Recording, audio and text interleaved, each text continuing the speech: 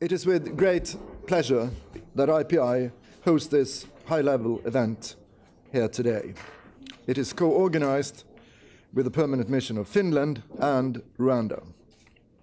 I'm honored to welcome to IPI Mr. Stefan Wallin, Minister of Defense of Finland, and Mr. Olivier Nduhungirehe. I actually told him that his first name is much easier to pronounce than his last name and asked for forgiveness if I didn't do it correctly. I hope I managed. Okay. Anyhow, Olivier is currently the chargé d'affaires of the permanent mission of Rwanda to the United Nations. Today's event is about how peacekeeping partnerships can contribute to sustainable peace and development in Africa. In recent years, both Finland and Rwanda have increased their efforts to contribute to this goal. Through the European Union, the NATO, and the United Nations, Finland has a long history of contributing to peacekeeping.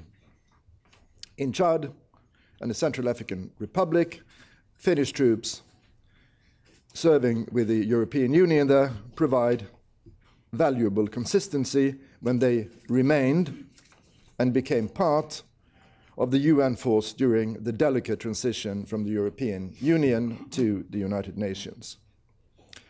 Finland's partnership with other Nordic countries to help build the capacity of the East African component of the African Standby Force will continue to pay dividends in the future. The government of Rwanda is at present the seventh largest contributor to UN peacekeeping, with over 3,700 troops, police, and observers. Much of that contribution is directed to the African Union, United Nations hybrid peacekeeping force in Darfur, which is, I believe, the prime example of a creative partnership developed by the international community to keep the peace. Right now, in Somalia, one could say that the international community is being equally creative in developing a partnership to stabilize and bring peace to that part of the world. There, the African Union is engaged in a difficult and protracted struggle to create a secure environment in Mogadishu and beyond. With the understanding that such a great risk and task cannot be accomplished by the African Union alone, the European Union and others are providing funding and training, while the United Nations is playing a critical logistics support and increasingly a political role. These organizations are also partnering to curb piracy off Somalia's coast, a phenomenon that continues to fuel the destabilizing activities on land. If we are ever to see a peaceful and secure Horn of Africa, it will most certainly be through partnerships like these between and among member states, regional and global organizations. I am very happy to welcome the two excellent speakers here today and to address this important topic. I would now like very briefly to introduce our moderator for this morning's event, IPI's Senior Advisor for External Relations, the one and only Warren Hoge. Thank you for being with us here today. Warren, I give you the floor.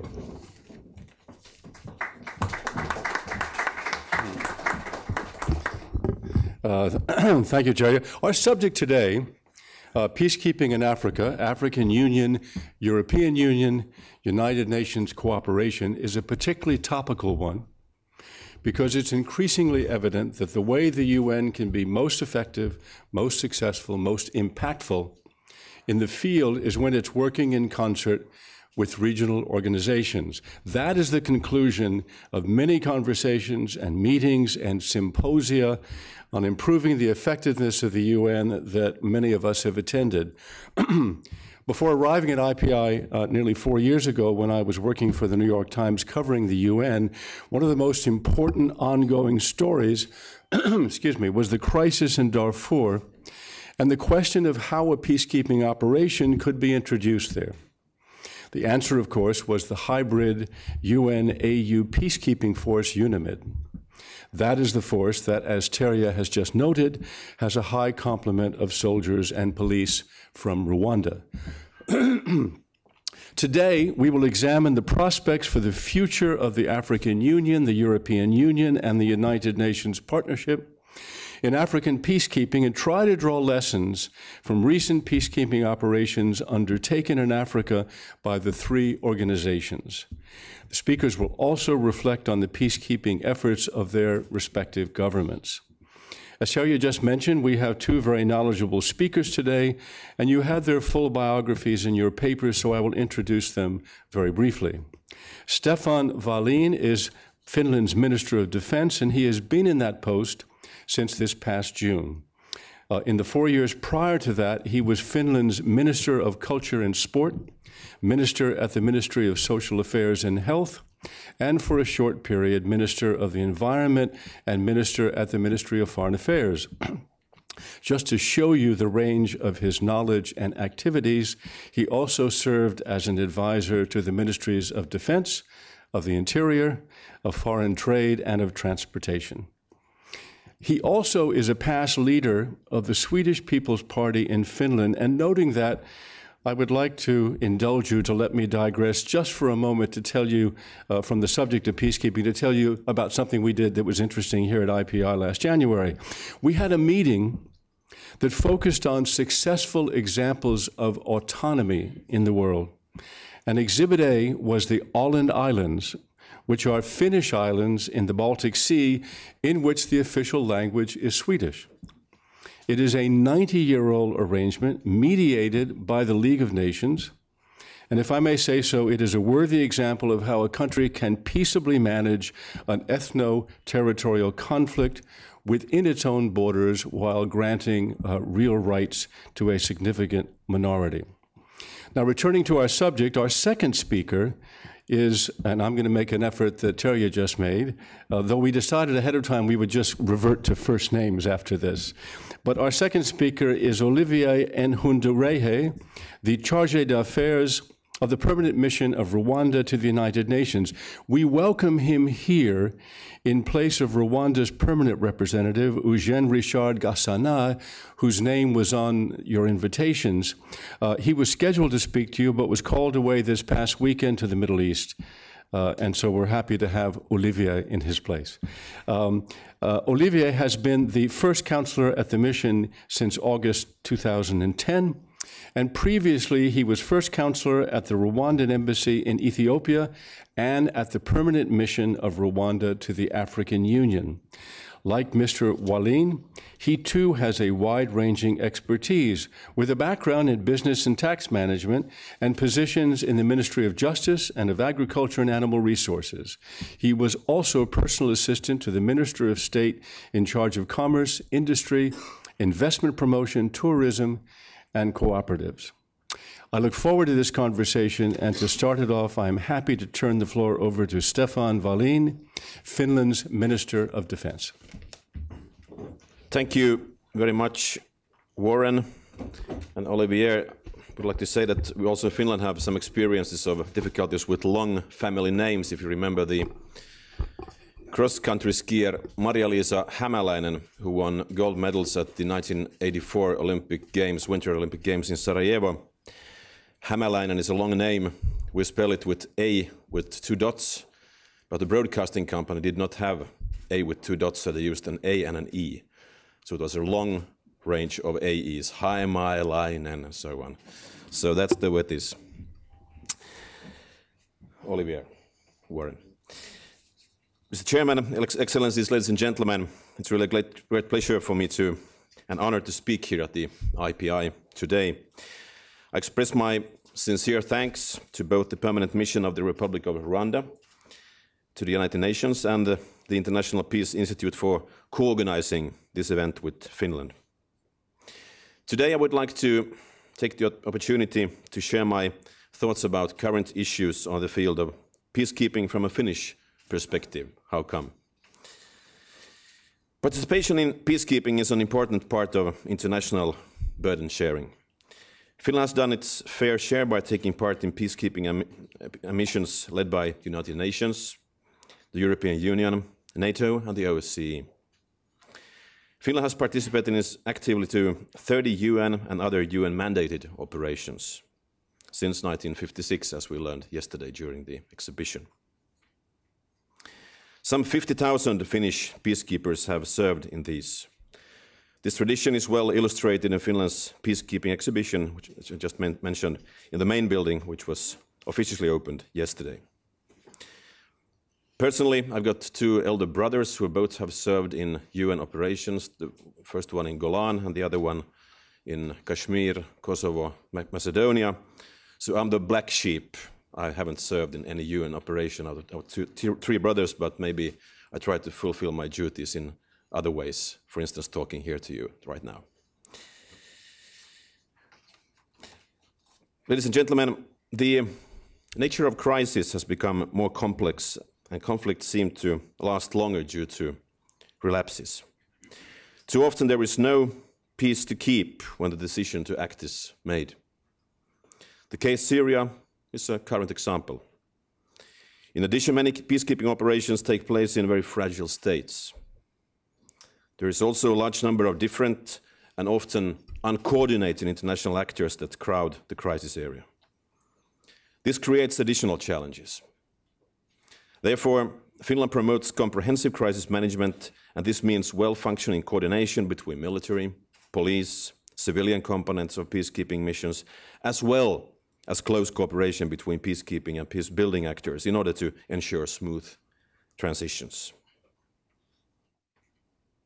Well, the success of comprehensive crisis management is often dependent on the ownership, active participation of national and local authorities, international organizations, and, of course, the civil society. We should not forget the interaction between the peacekeeping actors and the local population. The need to understand local cultures and reinforce local ownership is very critical. Winning hearts and minds has a major impact on any operation and on the force protection. That's why it's also critical to emphasize the promotion on human rights, on gender equality, and the rule of law from the very beginning of new operations. Particular attention has to be paid to the status and participation of women, as well as the protection of children in order to build truly inclusive and truly sustainable peace. In a perfect world, there would be an international model of comprehensive approach approved by all stakeholders. This model would include stabilization of the security situation, immediate functions of rule of law and governance, as well as other nation-building efforts such as education and healthcare. Finland has, on her turn, developed a national strategy on comprehensive crisis management. This was prepared in very close cooperation with all relevant governments branches, and the strategy underlines that while the roles and responsibilities of military and civilian act are distinct, they should be mutually complementary. The objective is to improve coherence and effectiveness with due regards to each actor's own area of responsibility and on expertise. Well, dear friends, let me now turn to the role of regional organizations and our experiences in supporting UN peacekeeping through them, especially in Africa. Even though the United Nations is the highest authority in decision-making in global security, and importance of the commitment of regional organizations has increased. Cooperation and coordination between the UN and these regional organizations is crucial. There is a need to rely more on different organizations' comparative advantages. This should become a norm already in the planning stage of any operation. United Nations and European Union have a long tradition of cooperation in crisis management. All EU military operations have been UN mandated, and some of them have been launched to support UN missions. A good example is the UN operation in the Democratic Republic of Congo, launched 2006 to support the UN mission during elections. A more recent example is the EU operation in the Central African Republic and Chad, launched 2008. The aim of these operations was to allow the UN to launch its own mission. Finland participated in the UN operation, and during the handover we, so to say, rehatted our troops and continued in the UN mission. Even though there were some technical challenges during the handover, I believe the EU operation in the CAR and Chad is a good example and a good model for future cooperation between the UN and other actors. For example, in initial stages of an operation, the troops in high readiness can be used in order to prepare ground for a UN follow-on mission. Another example of UN-EU cooperation is in the Horn of Africa for the benefit of Somalia. Here, the EU is also cooperating with the AU. Improving security is one of the key elements to improve the situation in Somalia. The international community help in this is needed. The EU has recently published its strategy for the Horn of Africa, and the EU and its member states support the AMISOM also financially. In addition, the EU training mission in Uganda offers capacity building for the security forces of the transitional federal government, and Finland contributes and participates in this effort. The EU also contributes to stabilizing the situation in Somalia through its naval operation of the coast of Somalia and in the Indian Ocean, the Atalanta. The operation protects UN and AMISOM shipping. A third mission has already been outlined. In the near future, the European Union will engage in the development of both maritime capabilities and public administration in the states of the region. The activities cover also the development of the judicial system, the police, the border management and coast guards. It cannot be stressed too much that all these activities, current and upcoming ones, are conducted in a cooperative manner with partners. These are also firmly based on the UN Security Council's resolutions on Somalia. In addition, the Nordic countries Finland, Sweden, Norway and Denmark have a common Nordic activities in Eastern Africa. Since 2009, we have coordinated our support to Eastern African Standby Force to develop this capacity. We have established a coordination staff in Nairobi and agreed on a support plan until 2015. The support includes training and capacity building. Finland is responsible for the peace support operations training component. For example, last year we conducted 2 courses in Kenya and Sudan.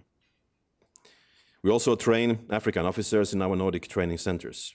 The experience has been positive and beneficial for all partners. These coordinated and shared Nordic activities to support stability in the Eastern Africa could serve as a good example for future arrangements for capacity building somewhere else. Ladies and gentlemen, Finland is proud of its work in the area of peacekeeping training. We have just celebrated the graduation of the 100th United Nations Observer Course, which was conducted recently in the Finnish Defence Forces Training Center, the FinCENT, which was established in 1969, being the very first training center in the world dedicated to peacekeeping training. The training selection is also the comprehensive approach dimension, focusing on the integration of different components of peacekeeping and peace building. This is conducted by the joint effort of FinCENT and Crisis Management Center, the CMC Finland, the training institution focusing on peace building. The expertise on peacekeeping and peace building training in Finland is based on the experiences gained over the decades and is available to any nation, not only by the courses, but also in terms of sharing the training knowledge and offering the support to capacity building. The development of the training content is following the requirements of UN and other organizations, and Finland is willing to share her training experience. To conclude, Finland will continue to be an active and consistent promoter of collective security. Some weeks ago, the decision was made to attend the observer mission in Syria. Finland will also return back to the UNIFIL operation later this month, and we will therefore complete our hat-trick in the region because this is the third time Finland participates in the UNIFIL operation.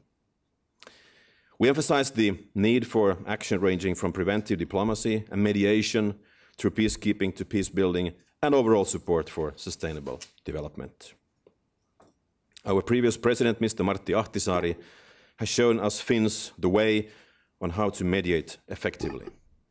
His key lessons include the following: peace is a matter of will and hard work. Thank you very much for your attention.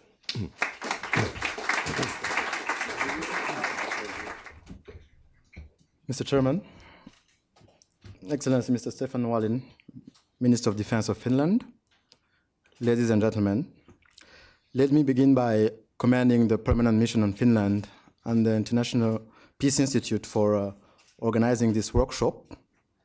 It is a testament to the important role Finland and Rwanda continue to play in the area of global peacekeeping. It is indeed an honor and a pleasure for our mission to have been invited to share Rwanda's relatively brief and modest experience with peacekeeping missions. I will focus my remarks this morning on 3 points. First, a brief background of Rwanda's engagement in UN peacekeeping operations in Africa against the backdrop of AU-UN cooperation. Three peacekeeping missions that involved AU-UN cooperation, which are AMIS in Sudan, UNAMID in Darfur, and AMISOM in Somalia. And finally, partnerships and efforts among the AU, UN, and sub-regional organizations in Africa, and the role Rwanda plays in some of these efforts. Rwanda's commitment to the maintenance of international peace and security, and to the UN peacekeeping operations in particular, is born out of the legacy of 1999 genocide that claims the lives of over 1 million of women, men, and children. It is the product of the international community's inaction and inability to respond to the impending slaughter, partly due to, but not limited to, a lack of political will and ambiguous mandates issued to the UN peacekeeping mission on the ground, UNAMIR at that time, United Nations Assistance Mission to Rwanda. In 2004, Rwanda deployed its first peacekeepers to the then African Union mission in Sudan, AMIS. And today, Rwanda is ranked among the top 10 contributors to UN peacekeeping operations, with nearly 5,000 men and women deployed in 7 peacekeeping missions, 6 of which being on the African continent. Hybrid and support models for peacekeeping are gaining prevalence, particularly between the UN and the AU. In the last decades, this reflects the changing nature of peacekeeping in Africa, especially the manner in which peacekeeping missions are composed, funded, and driven. It also parallels the prevalence of conflict systems and the changing nature of peacekeeping to address complex and emerging challenges. The AU has acted in line with its stated ambitions through the 2004 initiation of an African standby force and a common security and defense policy. The AU has also launched peacekeeping operations in Burundi, Darfur, Somalia, and the Comoros. Allow me to share, ladies and gentlemen, with you few examples of AU-UN cooperations and the lessons learned from 3 peacekeeping missions, 2 of which are ongoing. As I mentioned previously, Rwanda's participation in AU peacekeeping missions began in 2004 in Darfur with the African Union Mission in Sudan, AMIS, where Rwandan's troops were the first sent in by the AU to protect ceasefire monitors. The UN was very closely involved in the AU efforts in Darfur. All actions or steps taken by the AU involved the UN, but the AU did assume a leadership role with which the UN encouraged. The UN established an assistance cell in Addis Ababa to help in providing strategic guidance to the mission. AMIS would not have been possible without crucial assistance from the European Union as well, providing military and police support, as well as significant financial support. Despite AU, UN, EU cooperation, AMIS faced enormous challenges, including inadequate funding and planning, lack of equipment and resources, logistical shortcomings, unclear mandates, and deployment in areas experiencing complex intrastate conflicts where peace agreements were weak or inexistent. While EU financial support was indispensable for sustaining AMIS, the ad hoc manner in which it was disbursed created a measure of uncertainty. Also, coordination among stakeholders and inclusion in the decision-making process was lacking. AMIS was an early learning experience in not only the AU peacekeeping efforts, but also in AU, EU, UN cooperation. As you well know, in December 2007, AMIS was replaced by the AU, UN hybrid operation in Darfur. And UNAMID, currently the largest peacekeeping mission in the world with around 28,000 peacekeepers, presents a broader analysis of the advantages and difficulties of participating in a UN peacekeeping mission.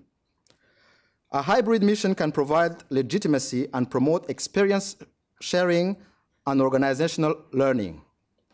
As the first experiment of our hybrid mission in the UN's history of peacekeeping, UNAMID's relative success should be an encouraging example that hybrid mission can constitute an alternative model to peacekeeping operations. Cooperation between the AU and UN in Darfur provides an opportunity for both organizations to exploit their comparative advantages. The AU provides the troops to keep peace and maintain stability, while the UN provides funds and logistical support. UNAMID's leadership is African, as well as was AMIS, and includes a Nigerian joint special representative, a Rwandan force commander, and a Ghanaian police commissioner. However, unlike AMIS, the hybrid mission benefits from a true joint ownership relationship and thus has experienced much improved levels of coordination since AMIS. While most of UNAMID's challenges are specific to Sudan as a country, notably the complex geographical and political environment, some challenges exist that are reflective of peace operations in general, including financing, logistics, transportation, and communication lines, and the lack of force enablers, such as helicopters, that are crucial to the effectiveness of the mission.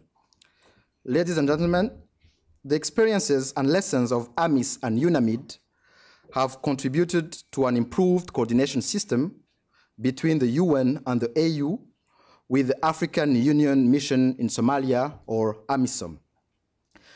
The international community, in particular the UN, supports the AU in Somalia with regards to the planning, deployment, and management of AMISOM along three broad areas. First, institutional capacity building and technical advice from the UN to the AU to plan, deploy, and manage AMISOM. Two, provision and delivery of logistical support to AMISOM by the UN, which has resulted in significant improvements in AMISOM's operational capability, as well as living and working conditions of AMISOM personnel. And three, voluntary financial and in-kind support to the AU and troop contributing countries by various bilateral partners and institutions, most notably the European Union. Until recently, the Secretariat cooperation with the AU Commission was located within different UN departments with varied levels of cooperation between these departments and the AU.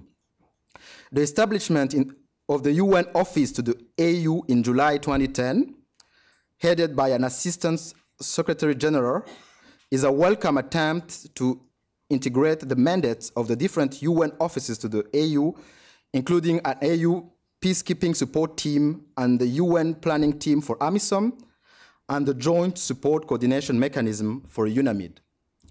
Somalia presents some very unique challenges, a few of which I can run through briefly.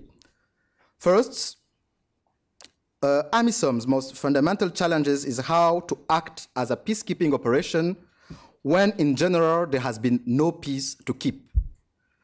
Two, the AU is not completely self-sufficient in the management of troops, especially in the harsh Somali environment. Three, most Western countries are reluctant to deploy troops to a country like Somalia, a non-traditional peacekeeping mission. And hence, partnerships between the AU, other regional and sub-regional organizations, and the UN is essential in the maintenance of international peace and security. Over the past few years, Rwanda has strengthened partnerships among regional actors and the UN in various capacities, including the deployment of troops in the Comoros to help the AU monitor and secure the 2006 election, its current contribution to AMISOM's planning capability, and its effort to strengthen regional capacity in maintenance, peace and security by assuming a leadership role in the operationalization of the East African Standby Force. Current joint initiatives also include the UN-supported gender-based violence training for African troops, held in Rwanda last year, and the UN Senior Mission Leadership course to be hosted by Rwanda later this month in partnership with the UN and Australia. Apart from Rwanda's current contribution to 7 UN peacekeeping missions, we are in the process of deploying much-needed utility helicopters to UNAMID, deploying an infantry battalion in South Sudan. The last troops are expected on May 11th, three days from now. And we are also in the process of deploying more female police officers in UN missions, in addition to around 110 female police officers we have already deployed.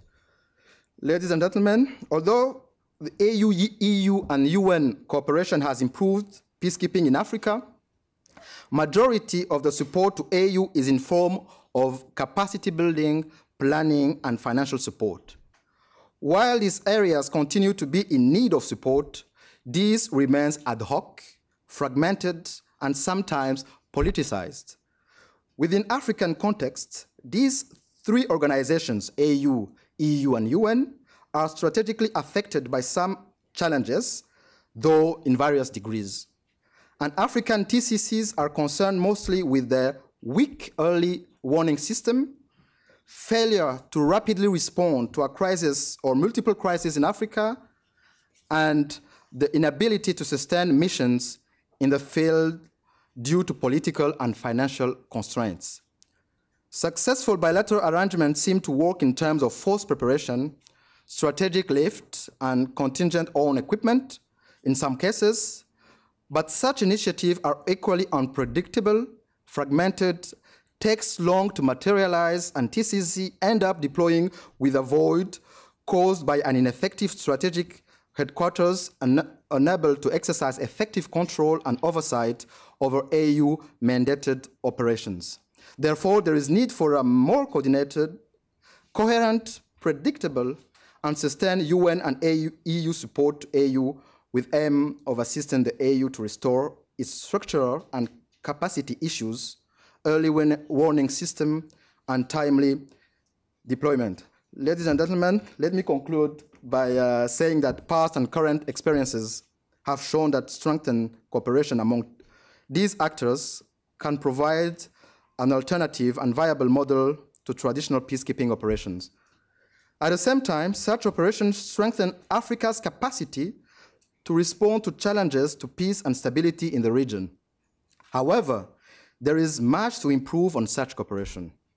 Of particular importance, the AU-specific challenges mentioned above required specific consideration if AU is to eventually have the capacity to mount and manage operation throughout the life cycle. I thank you for your kind attention.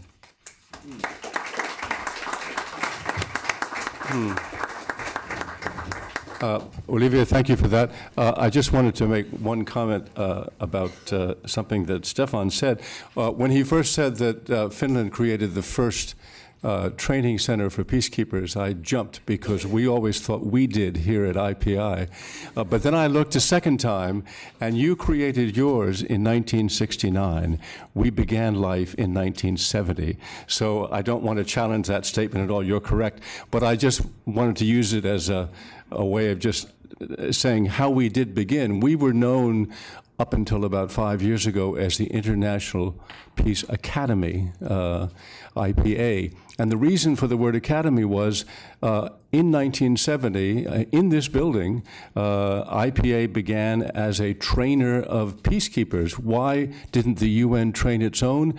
Cold War tensions at that point had sort of frozen the Security Council when it came to matters like peacekeeping, and they couldn't act on it themselves. So IPA, and our first president was an Indian general, uniformed general called Indarjit Ricky.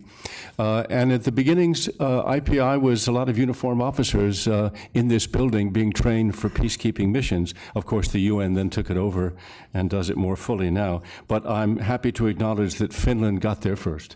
I would love to hear comments and questions to our two speakers. If you would just raise your hand, I will recognize you. Adam Smith in the back. Thank you. Adam Smith from IPI. I was just hoping to get maybe an update on the East African component of the standby force, since you're both somewhat involved in that.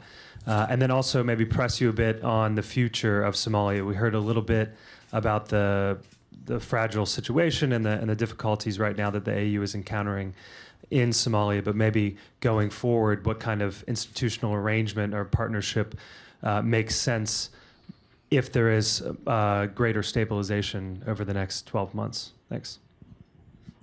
If I could just add something to that. Olivier, you spoke rather positively about hybrid units. In answering Adam's question, if you would comment on whether AMISOM should become a hybrid one day, is that where it should go? So. Thank you. Thank you for the question. As I stated in my statement, that the hybrid mission in Darfur was innovative way of peacekeeping missions, allying advantages and difficulties and experience sharing of the UN and regional organizations like the AU.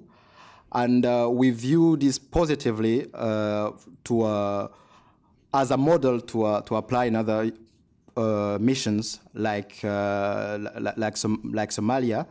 But for the time being, the most difficulties to address is first and foremost to improve, to build capacity of the personnel, of the staff in Somalia and other missions for the African Union, because this is an issue we have to address, building capacity.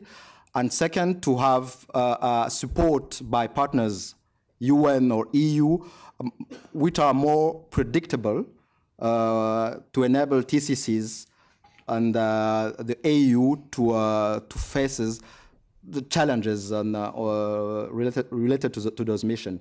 I think a hybrid mission is a model for that could be used in other missions, but for the time being, if we can address the issue of building capacity and predictable support, that will be a good step for improving the work of the AMISOM. Thank you. Thank you. And Stefan, could I ask you to address the East Africa standby force part of the question. Yeah, thank you.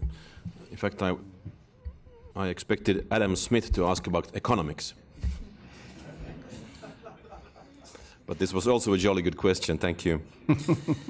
In fact, maybe just to mention a few things about the Atalanta operation in which Finland participated and participates. Of course, it was about fighting piracy on the sea. But the piracy thing was just a symptom. The problem itself is not the piracy. The problem is, of course, in the country we're talking about social inequality, talking about organized crime, talking about not well-functioning local authorities, security authorities, and so on. So if you want to fight the problem itself, you have to take care of the problem with humanitarian means, by strengthening the local authorities, by strengthening the security forces, the police forces, strengthening the civil society, the legal system, confidence between people and groups living in the same country, trying to build bridges between social groups by, of course, investing a lot of money in social security and health care and everything like that. So this is a quite good example. You have to have some kind of organized organized operation to take care of the symptoms, because they are affecting the stability in the whole area, just like it happened. At the same time, you have to take care of the problem itself with other means. And the UN mission in this case was, of course, and the let's say the international community's case was to take care of the whole thing, but also fighting the symptoms. Very good. Well, let me ask a question of my own then to Stefan, and that is, you mentioned that your training unit is open to other nations. I want to ask you if other countries have applied for this sort of training. I don't know if you can name them or not, but are there countries that want to be trained in peacekeeping that you are training?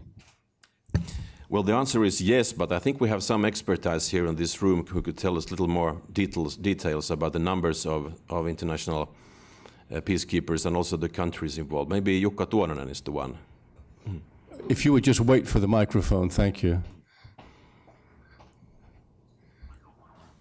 Minister, ladies and gentlemen, I'm Jukka Tuononen, Commandant of FinCEN, so Finnish Defence Forces International Center.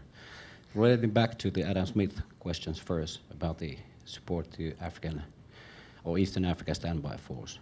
Actually, there are three lines of support the Nordic countries are giving to EASF at the moment. The support to land forces, and that project is led by Denmark. And support to maritime capabilities, that is a project led by Norway. And finally, the third one is the PS support, and that is led by or coordinated by Finland. And we are giving this assistance when I speak about the PSO support. So firstly, we are giving the trainers education back home in the Nordic countries. So all nations, especially EASF, we are sponsoring their students to Nordic countries. So we have a long range of courses in the Nordic countries, tens of different types of courses, mainly UN. On the other hand, so we are providing so-called MET training, mobile education training teams to Eastern Africa. As the minister already mentioned, so these MET teams started last year. So Finland arranged a so-called integrated crisis management course in Sudan in December, and Sweden last year, September, in Uganda, so-called United Nations Staff Officer course. And Sweden already this year arranged another time in Uganda a course. Triple course, that was United Nations Police Commanders course, United Nations Staff Officer course, and United Nations Civilian Staff Officer course. And about the courses back home at FinCEN, we are running about 30-40 different courses and seminars annually. And everybody can apply for these courses. They're open for everybody in the whole world. Thank you. Very good. Here on the aisle. Just wait for the... I should have said, by the way, we are webcasting this, so when you do speak, hold the microphone quite steady and very close to your mouth. Thank you. Thank you. Thank you, gentlemen, for your very informative presentation. Ken Johnson of DevConia. My question goes to Olivier. You mentioned that one of the criticisms or challenges that you face is that is the AU, EU, UN, is the failure to respond rapidly to evolving crisis. With regards Sudan and South Sudan. Now, South Sudan has criticized the UN as being very slow in deploying peacekeeping. Is that an example of that, or can you elaborate on that? Thank you. Could I once again just add something to that question for Olivier? We had in this room about 3 weeks ago a very interesting presentation by the AU of the early warning system they have set up in Addis. I heard you mention that there's a weakness in early warning right now. I just wondered if you all are participating in that at all, because it was quite dramatic, at least in the PowerPoint and the officers who came here to talk about it. So, thank you. The African Union has an African peace architecture in which the early warning system is part of that, and there is room for improvement for sure, and we have noticed that weakness in many part of Africa where we didn't prevent it on coup d'etats and other conflict that happen on the continent.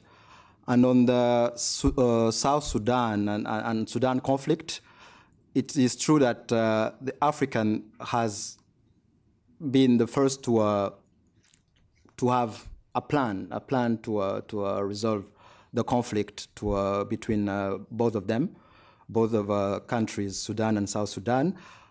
But it is true that the cooperation between the African Union and the UN, particularly in Sudan and South Sudan, needs to be improved in order to avoid such kind of conflicts that can be dramatic for the continent. And I think we are in the process of the political process have been launched by the African Union with the support of the Security Council, and we hope that it will yield results. Though the situation is still difficult on the ground, but we are hoping that the AU with its partners will resolve the situation. Excellent. Stefan, you mentioned involvement of women, and I just wanted to ask you more. Can you elaborate on that? Is there more women involvement now in all aspects of peacekeeping, and is that something you take into account when you do your training? Yes, we do that, and in fact, we are all the time improving our ways to implement the 1325 in our systems. When it comes to the preparations for certain operations, like the one going on now in Afghanistan, the IFOR operation, it's very important that you have, for instance, both women and men amongst your troops, because some of the problems, some of the conversations, some of the interviews you complete with the civilians and the local people might proceed more smoothly if you have people representing both sexes. For instance, a female soldier might have tremendous opportunities to find out things, what's happened in a village or in a woman's life, better possibilities than a male soldier. And that's also why we have to respect, of course, the way it is, and respect the local cultures. And in many ways, in fact, this happens through respecting the fact that there are both males and females in this world, and that should also be the case talking about the composition of international troops, and especially in certain areas. This is quite crucial. Right. Thank you. Olivier, when you spoke about 3 missions, and you mentioned Darfur and Amisom, and the first thing when you said was Sudan, am I right in assuming that means the border with South Sudan? Is it that mission in Juba that you were talking about? No, the 3 peacekeeping missions were, first was the AMIS, I'm sorry, AMIS, the beginnings of African Darfur. mission to Sudan, excellent, which was replaced by UNAMID. Well, then I was going to ask you about the difficulties of that mission in South Sudan right now I mean, not only is there an absence of peace there to keep, there is the likelihood of an outbreak of some violence. Would you like to comment on the difficulties of that, or we can move on to some other subject if you like? Thank you. We have here our military advisor who is following these issues very closely, Colonel Nyakarundi, who can provide additional information on UNISFA. Thank you. Can you repeat the question again, please? The challenges in South Sudan, that was the question? Yes. Can you clarify the question a bit more? Well, it's a pretty broad question. It's just that I know there is a peacekeeping mission in Juba, in South Sudan, and at the moment, we are, all of us in the international community, very worried about the hostilities and the potential for violence and even the outbreak of a new war on that border. And I just wondered if there were, how a peacekeeping mission functions in a situation like that, where it isn't just the absence of peace, it's the real threat of a war breaking out again. I think as everybody knows here, that part of Sudan and South Sudan is more complex. That's where we have 3 missions. We have UNAMID on the other side. We have Abyei UNISFA in Abyei. We have the UNMISS in South Sudan. As the Charge d'Affaires has said, we are Rwanda in the effort to help in maintaining peace in that region of South Sudan. Rwanda is deploying currently a battalion of 850. The last troop of 269 will be arriving on 11th. That's 3 days from now. And we're also contributing some staff officers and experts on mission in Abyei.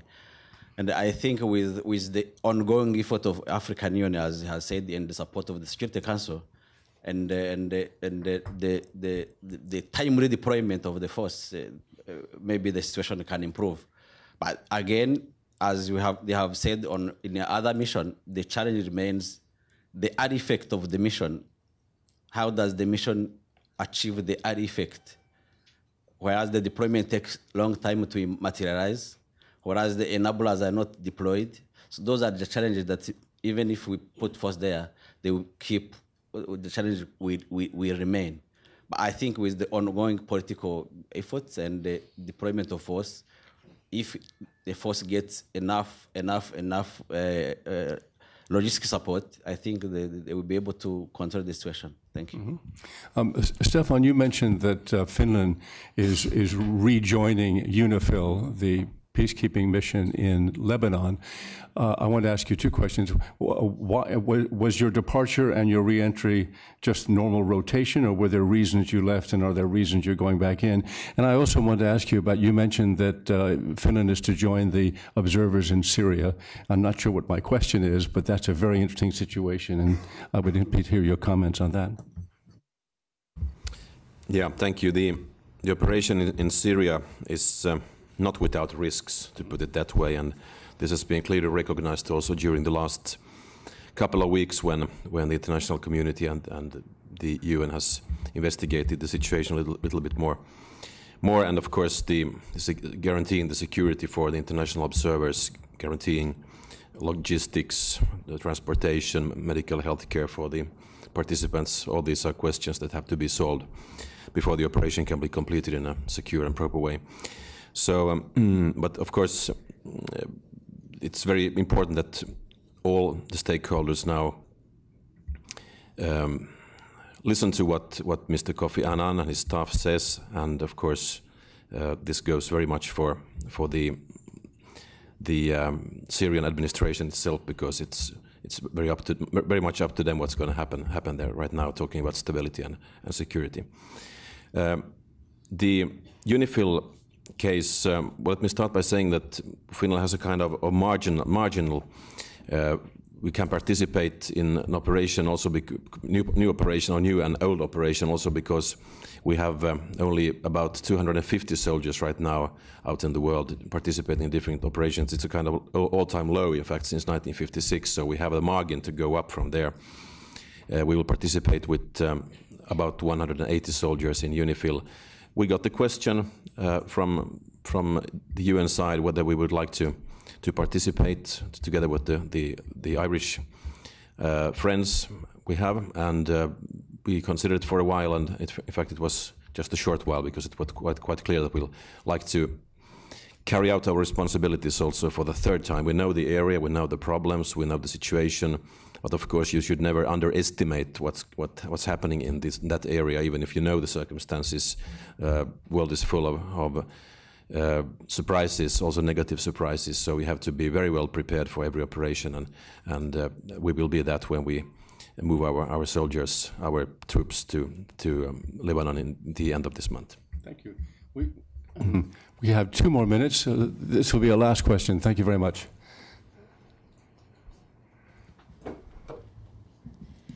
Thank you. My name is Ellen Arwadi. I work with the Department of Political Affairs at the UN in Europe Division. I would like to go back to the original title of the meeting, and thank you very much for the opportunity to ask another question. I noted from Mr. Olivier's presentation that he said that there is a good partnership between the AU, the EU, and the United Nations on peacekeeping, but that it was ad hoc and that it was primarily for resources and training. I would be interested in how the minister would respond to this. Actually, ad hoc, fragmented, and politicized. I wrote that down at the time. Good for you. Olivier, explain yourself. Actually, why don't you both speak to this, because this will be the last opportunity for you both to speak, since we're going to wrap it up. At the same time? Yes.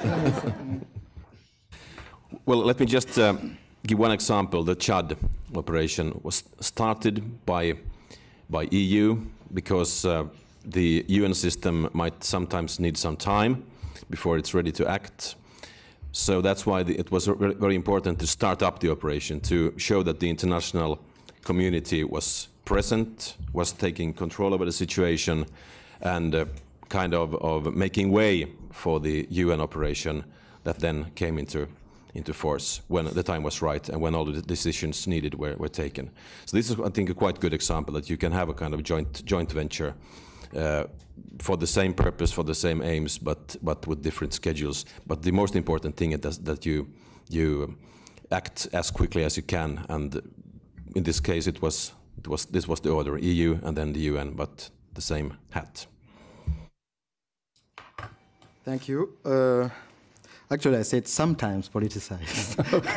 Sometimes. You did indeed. That's right. I remember that. As I said, the AU-UN EU cooperation we are happy that it's a good cooperation with the AU providing troops and with the support of UN and EU financial logistical support. And I think this is the way to go, taking advantages of the experience of the AU and on the ground. We say that that cooperation has improved peacekeeping missions, but there are still shortcomings and room for improvement. As I said, the issue for the African Union and the TCCs, in particular in Africa, is the support is ad hoc. Ad hoc is it's not predictable, and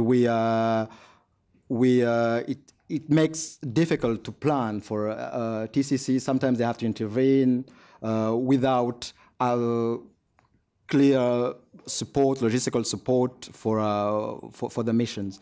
And I think this is the way to go to improve that predictability and cooperation between AU, UN, and EU. But for the AU, there is also improvement of need for improvement of capacity and accountability in order to have better confidence and cooperation with the partners from the European Union and the UN. But in general, the cooperation has improved peacekeeping missions, but there are still ways to improve that cooperation, and then Rwanda and the African Union as a general will work toward that goal. Thank you. Thank you. I will just want to make one comment at the very end. We at IPI normally send invitations out 2 weeks ahead of an event. We think that's the minimum time we need to build an audience, to build interest. In this case, we didn't have that time. We've been worried all this week because we sent the invitation out only 5 days ago, and we've been thinking, will anybody come? We clearly underestimated the amount of interest in this subject. We are delighted that you all came, and I think you were rewarded for your attendance by 2 very excellent speakers. Thank you very much. Thank you. Thank you.